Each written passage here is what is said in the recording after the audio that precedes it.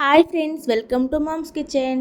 ఇప్పుడు ఎంతో tasty and healthy sweet corn cutlet ఇంట్లోనే సింపుల్గా ఎలా చేయాలో చూద్దాం. దీనికోసం నేను 4 స్వీట్ కార్న్లను తీసుకున్నాను.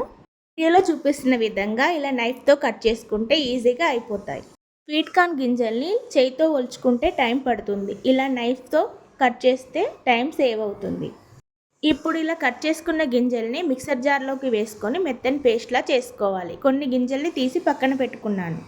ఇప్పుడు ఈ పేస్ట్ని ఒక గిన్నెలోకి ట్రాన్స్ఫర్ చేసుకోవాలి. పక్కన పెట్టుకున్న గింజలు కూడా వేసుకొని ఉల్లిపాయ, పచ్చిమిర్చి, కొత్తిమీర, పుదీనా, జీలకర్ర వేసుకోవాలి.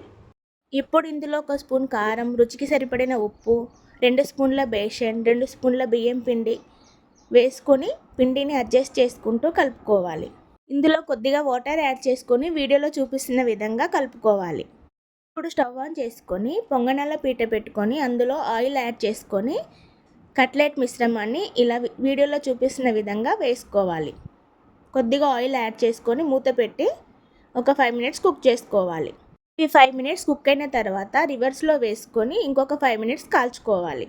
అంతే అండి, ఎంతో simple and tasty sweet corn cutlet ready. ఇది ఈవినింగ్ స్నాక్స్కి పర్ఫెక్ట్ రెసిపీ. పిల్లలు కూడా చాలా ఇష్టంగా తింటారు. మీరు కూడా ఒకసారి ట్రై చేసి ఎలా వచ్చిందో కామెంట్ చేయండి. వీడియో కనుక మీకు నచ్చినట్లయితే do like, share and subscribe to Mom's Kitchen. Thanks for watching.